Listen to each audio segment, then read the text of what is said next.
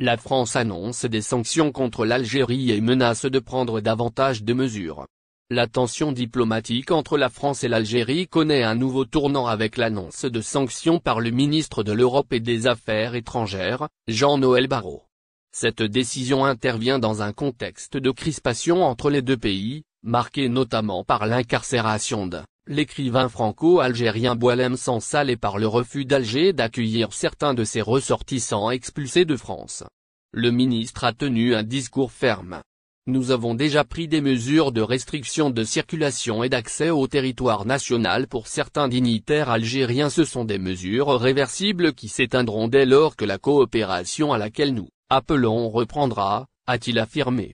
Toutefois, face à une absence de réponse de la part des autorités algériennes, il a ajouté « Je suis prêt à prendre davantage de mesures ».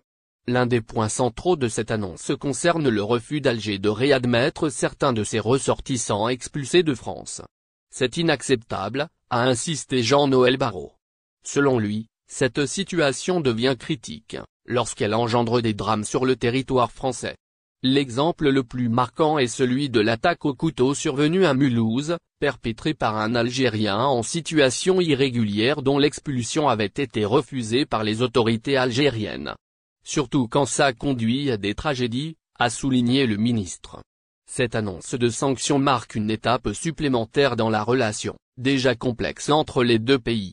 Depuis plusieurs mois, Paris et Alger sont en désaccord sur plusieurs dossiers sensibles, notamment la délivrance des visas, la coopération sécuritaire et les questions migratoires.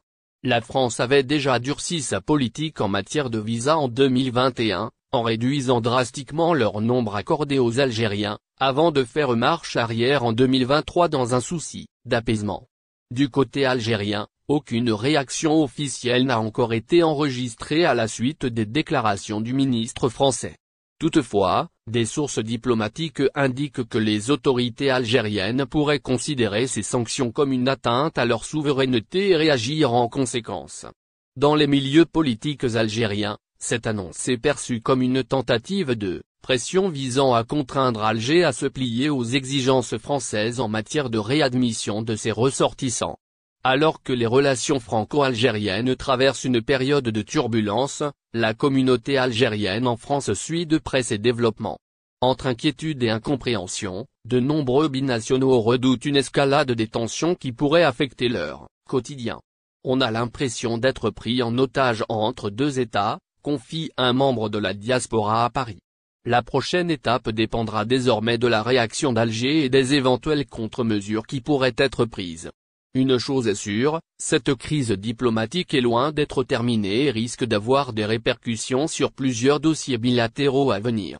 Sanctions de la France contre l'Algérie.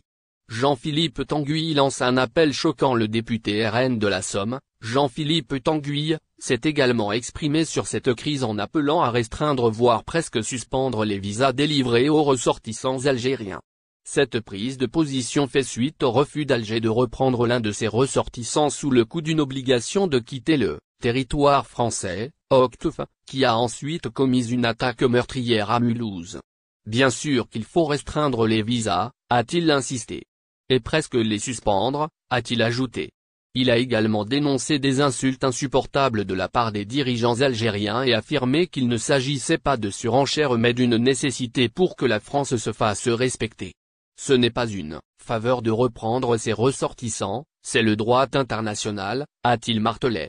Il a reproché aux autorités françaises de ne pas faire respecter ce droit, alors que l'Algérie n'aurait délivré qu'environ 2000 laissez-passer consulaires pour ses ressortissants en situation irrégulière, contre 250 000 visas accordés.